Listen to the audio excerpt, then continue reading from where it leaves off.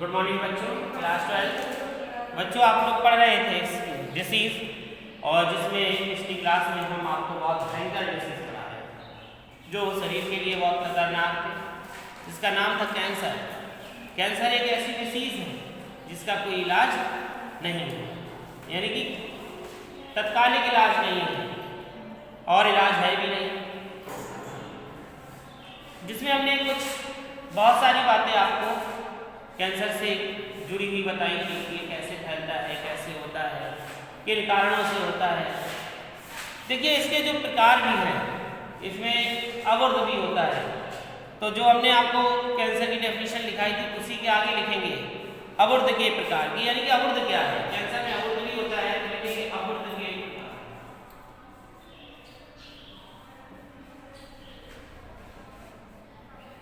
अवरोध के प्रकार।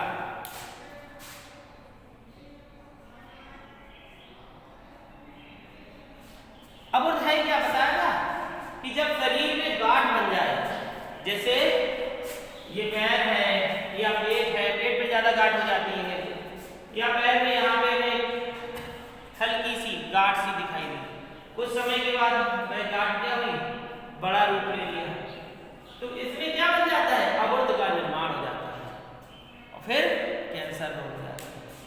तो ये जो गांठों का रूप धारण करती है, जिसके कारण अवरोध या नियोप्लाज्म का निर्माण होता है। कल हमने लिखाया था आपको। तो अवरोध के प्रकार में लिखेंगे ये दो प्रकार के होते हैं। लिखिए ये दो प्रकार के होते हैं। ये दो प्रकार के होते हैं। नंबर एक सुदम अवरोध, सुदम अवरोध, सुदम अवरोध। सुदम अवरोध क्या है? देखो ये जो सुदम अवरोध है, जैसे ये है तो एक ही अपनी जगह पर रहते हैं, फैलते नहीं, इधर उधर चले जाए, हर जगह फैल जाए। तो ये क्या होता है, लिख लीजिए इसमें थोड़ा सा, ये अवरोध उत्पत्ति के स्थान पर ही सीमित रहते हैं। ये अवरोध अपनी, अब देखिए जैसे इसमें अवरोध उत्पन्न हो गया, निर्माण हो गया, तो जहां इनकी उत्पत्ति हुई है, यहाँ उत्पत्ति हुई, तो ये क्या रहेंगे, यहीं सीमित रहेंगे, दूसरे स्थानों पर नहीं जाएंगे, यहाँ नहीं जाएंगे, है ना, जहां उत्पन्न हुए हैं वहीं रहेंगे। सब बताएंगे भी। क्या लिखा, ये अवरोध अपनी उत्पत्ति के स्थान पर ही सीमित रहते हैं।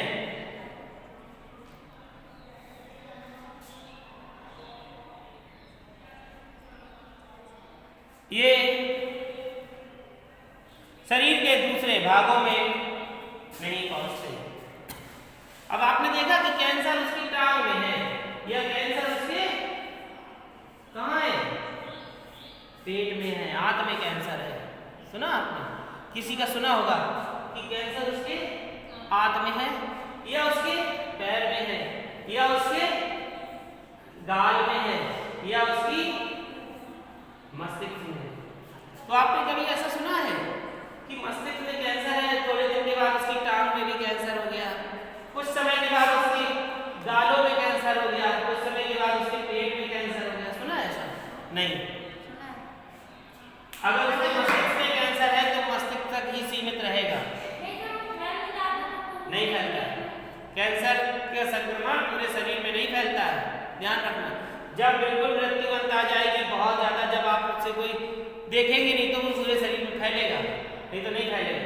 मस्तिष्क का है, उसने क्या किया, ब्रेन कैंसर है।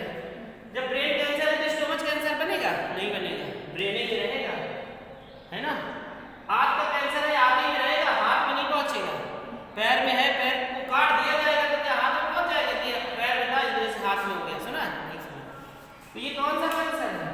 सुदम अवरोध है इसलिए वे एक ही स्थान पर सीमित है। आ गया समझ में? जैसे पेशीय अवरोध, जैसे पेशीय अवरोध, जैसे पेशीय अवरोध,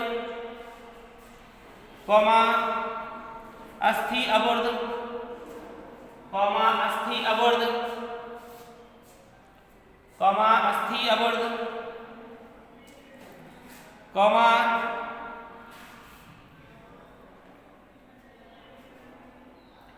ऑस्टियोमा, कॉमा ऑस्टियोमा,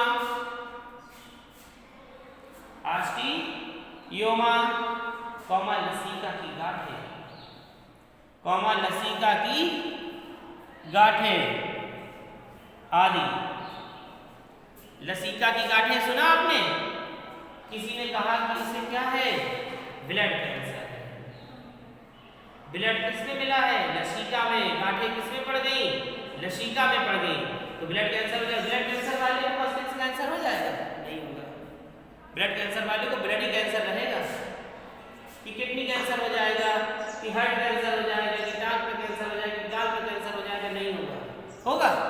नहीं होगा, ना सुना होगा। अब लिखेंगे दूसरा, दुर्दम, दुर्दम आवर्त, दुर्दम आवर्त, दुर्दम आवर्त।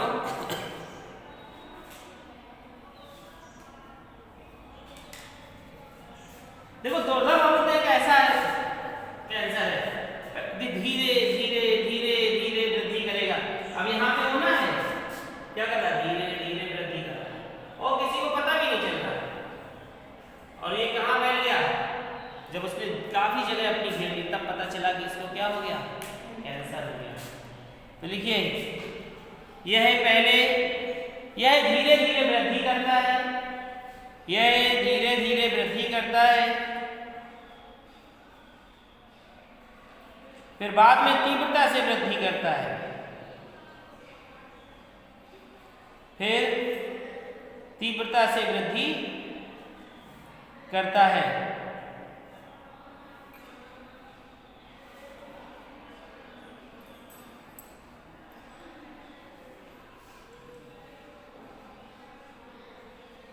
और इसकी कोशिकाएं, और इसकी कोशिकाएं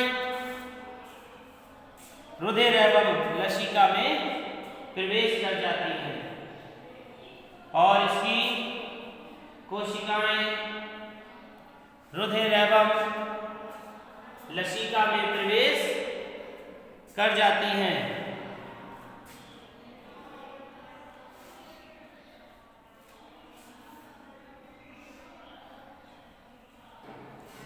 तथा कभी कभी ये शरीर के अन्य स्थानों की ओर भी प्रवेश कर जाती है, तथा कभी कभी ये शरीर के अन्य स्थानों की ओर भी प्रवेश कर जाती है।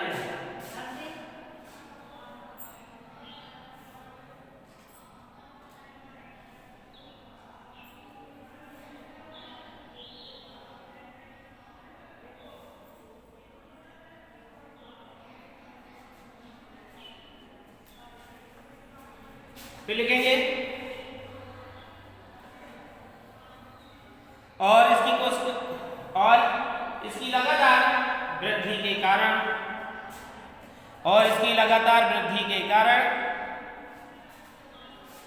इसे दुर्दम अवुर्ध कैंसर कहते हैं। इसे दुर्दम अवुर्ध कैंसर कहते हैं।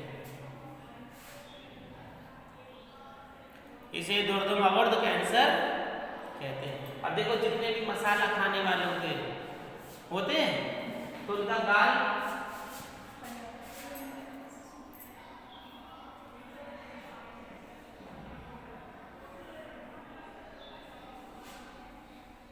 देखो, गाल में यहाँ पे हो गया, तो ये क्या होगा? गाल में धीरे धीरे धीरे धीरे फैलते फैलते फैलते फैलते ये पूरा सड़ जाता है। तो कहाँ आने लगता है? गर्दन तक आ जाता है और शरीर के अन्य भागों में पहुंचता है। लेकिन कुछ जैसे गांठों वाला होता है, जैसे स्तन गांठ में भी कैंसर हो जाता है, पता है? बहुत प्रचलित भी है। नहीं, फलेरिया चीज अलग है। स्तन कैंसर हो जाता है दुग्ध ग्रंथियों में, महिलाओं को ज्यादातर, तो उनकी गांठें बन जाती हैं। कभी कभी उनके स्तर को काट के ही बाहर निकाल दिया जाता है। आंतों का कैंसर हो जाता है, पेट में आंत होती है, उसमें कोई गांठ बन गई, वहां पर कैंसर हो गया। लीवर कैंसर हो जाता है। लीवर में कोई चीज ऐसी गांठ जैसी बनी, उसे तो बाहर अगर एक्सटर्नल हो तो आप उसे देख लो, कुछ भी लगा सके, उसे साफ कर लो। अंदर इंटरनल है, आपको क्या पता चल रहा है कि हमारी आंत में, हमारे लीवर में क्या गांठ हो रहा है, और गांठ वहाँ पे क्या हो रही है, वृद्धि कर रही है, बढ़ रही है। उसे अगर निकालेंगे अन्य और गांठ कटती है ना, जिसके कारण मृत्यु का कारण है, फिर भी ये मृत्यु का कारण ही बनती है। तो ये था आपका दुर्दम रोग।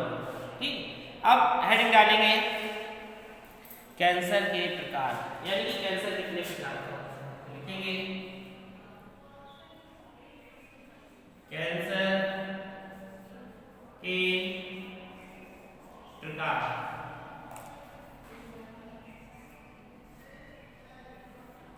कैंसर के प्रकार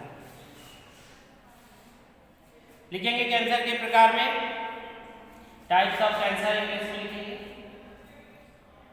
कैंसर ऊतकों के आधार पर निम्नलिखित 4 प्रकार का हो सकता है। कैंसर ऊतकों के आधार पर, कैंसर ऊतकों के आधार पर 4 प्रकार का हो सकता है। कैंसर ऊतकों के आधार पर 4 प्रकार का हो सकता है। नंबर 1 कार्सिनोमास,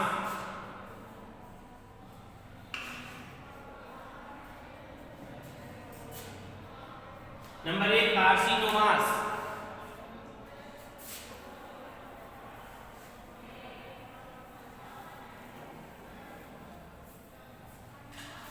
देखिए कार्सिनोमास क्या है, लिखेंगे ये विशेष रूप से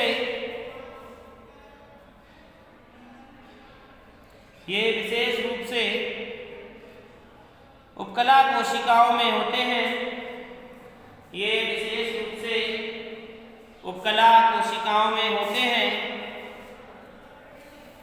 लगभग 85% कैंसर इसी श्रेणी में आते हैं। लगभग 85% कैंसर इसी श्रेणी में आते हैं। किस श्रेणी में? कार्सिनोमास श्रेणी में। जब जांचें होती है तब डॉक्टर बताता है कि कार्सिनोमास है, कि दुर्दम है, कि सुगम है, कौन सा है, आपको थोड़ी पता चलेगा। तो 80% इसी के अंतर्गत आते हैं। जांचें होती है ना, कैंसर मांस का टुकड़ा जाता है निकल के, जैसे गाल पे हो गया, ओठ पे हो गया, जीभ पे हो गया, तो उसका क्या होता है, थोड़ा सा खाल को इस प्रकार के चाकू से इसका थोड़ा सा छील लिया जाता है, जैसे जीभ है ऐसे छील लेंगे और वो लार जाएगी आपकी, थोड़ा सा मांस का टुकड़ा भी कट के जाएगा, अगर अंदर तक है तो थोड़ा सा टुकड़ा भी यहाँ पे काट दिया जाएगा। ओठ है, गाल है, थोड़ा सा टुकड़ा यहाँ से खाल का जाएगा, जिसकी जांच होगी, जिसमें ये देखेंगे कि वायरस है। अगर वायरस है, कैंसर है, तो क्या निश्चित हो गया कि कैंसर है। ज्यादा दिन छाला रहने से मुंह में छाले बने होते हैं, किसी के कोई मसाला खाता है और मुंह में फिर उसके क्या निकल आते हैं, छाले निकल आते हैं, और ज्यादा दिन तक छाले बने रहे, 1-2 महीने 4 महीने, तो वह भी कैंसर का कारण बन सकते हैं, है ना। चलिए दूसरी डालेंगे सार्कोमास। सार्कोमास,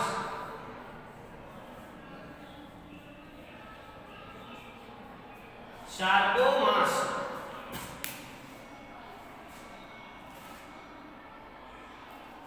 लिखेंगे ये संयोजी ऊतक की कोशिकाओं में होता है। ये संयोजी ऊतक की कोशिकाओं में होता है। इस कैंसर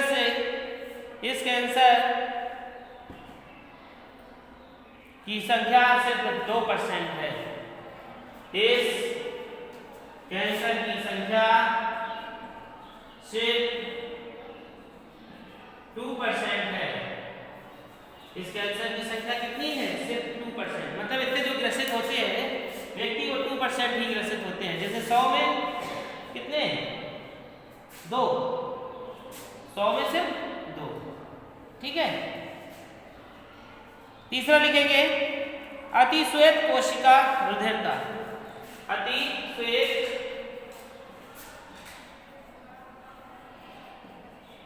कोशिका रुधिरता।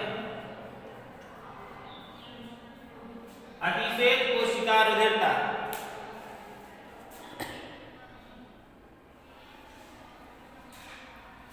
लिखेंगे यह कैंसर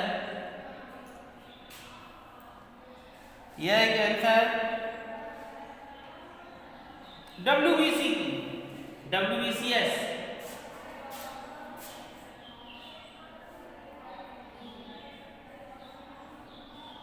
WBC क्या है? वाइट ब्लड सेल्स, श्वेत रुधिर कणिकाएं।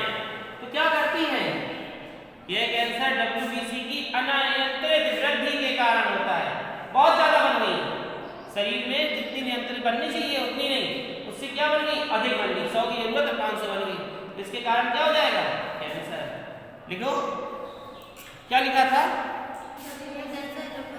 यह कैंसर WBC की अनियंत्रित वृद्धि के कारण होता है। यह कैंसर WBC की अनियंत्रित वृद्धि के कारण होता है, जिसमें रोगियों की संख्या 4% होती है। जिसमें रोगियों की संख्या 4% होती है। अगला लिखेंगे लसिका निहित। लसिका निहित